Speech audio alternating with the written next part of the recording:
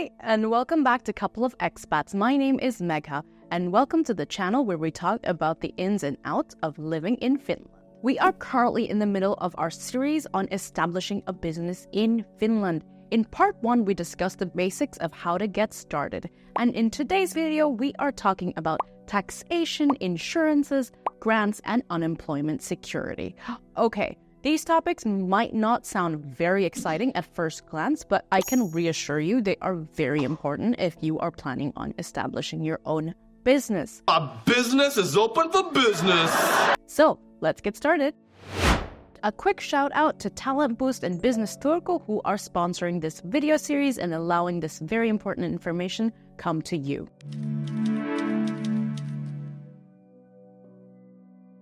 Taxes, taxes, taxes. We can all agree this is not the most exciting subject, but then again, if you are starting a business in Finland, this is something that you are going to need to stay on top of. Taxes?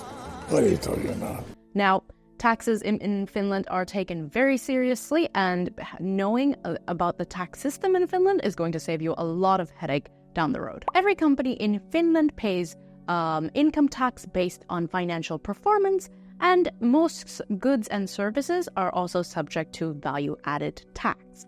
Now, when you're just starting out, you are not going to have previous income data, so you're going to have to estimate what could be your earnings and expenses and fill that in the prepayment forms in the Finnish Tax Administration Services, My Tax. You'll also need to register your business with various tax administration registers. This part is crucial.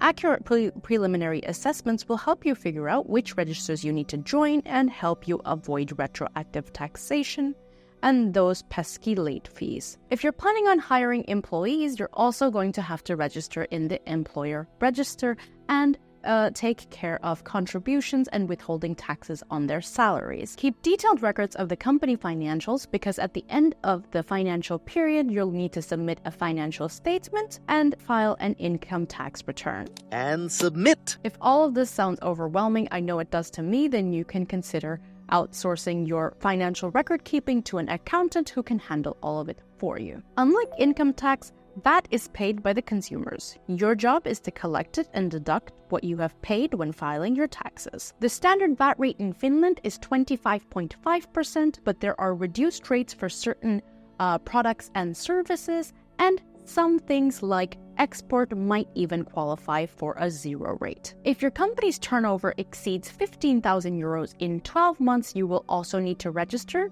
for the VAT register. From January 2025, this limit will be increased to 20,000 euros.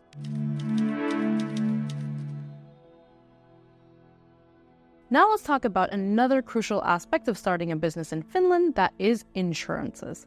Now, insurances can be categorized broadly into two categories, voluntary insurances and obligatory insurances. So as the name suggests, obligatory insurances are non-negotiable. These are insurances that you absolutely have to take, while voluntary insurances depend on your personal preference and the industry that you're operating in. Why do I even need that? First up, we have pension insurance, YEL, for the self-employed. Now, this one is mandatory for all entrepreneurs, and it determines the amount of pension and allowance that you are going to be entitled to. This includes sickness allowance, parental allowance, earnings-related, daily allowance, disability pension, old age pension, and survivor's pension. If you have employees, you're also going to need to take employee insurance and group life insurance to cover for pension, unemployment, accidents, and even death. The wages of your employees need to be reported along with health insurance to the income register, which is a database by the Finnish authorities. And then there's voluntary insurances, which can be your safety net during difficult times. Common options include liability insurance, legal expense insurance, accident insurance, and business interruption insurance. As the name suggests, these are not required, but they can be lifesavers if things don't go according to plan.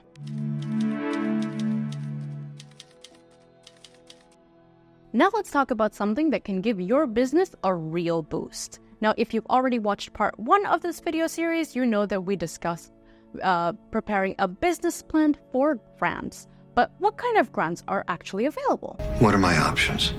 If you're planning to become a full-time entrepreneur during the startup phase and establishment phase of your business, you might be eligible for a startup grant. The grant is personal, and the aim of it is to help cover your living expenses while you get your business off the ground.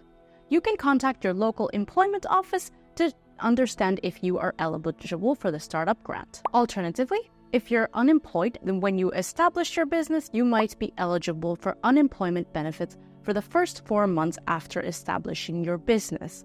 Now, if you generate income during those months, your unemployment allowance will be adjusted accordingly.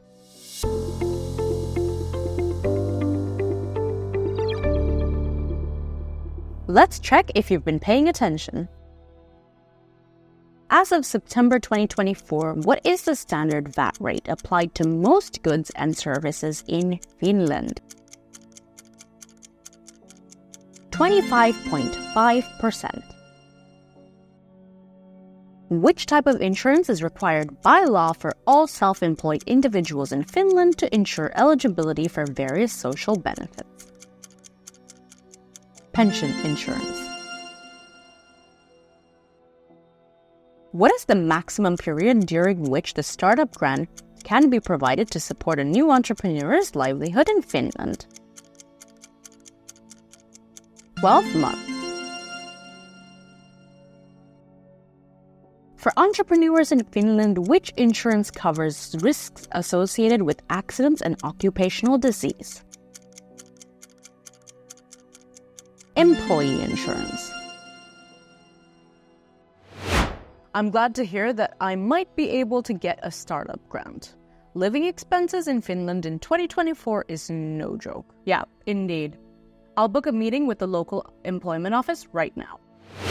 Establishing a business as a foreigner in Finland comes with its challenges, but that's why we are making this video series, to help give you an idea of the steps that you need to take to kickstart your journey. Now, I've said this in the past and I'll say it again, the better prepared you are, the smoother it's going to go. So do your own homework, make sure you have a viable business idea, and follow the steps that we have laid out in part 1 and part 2, starting from creating a business plan to applying for startup grants.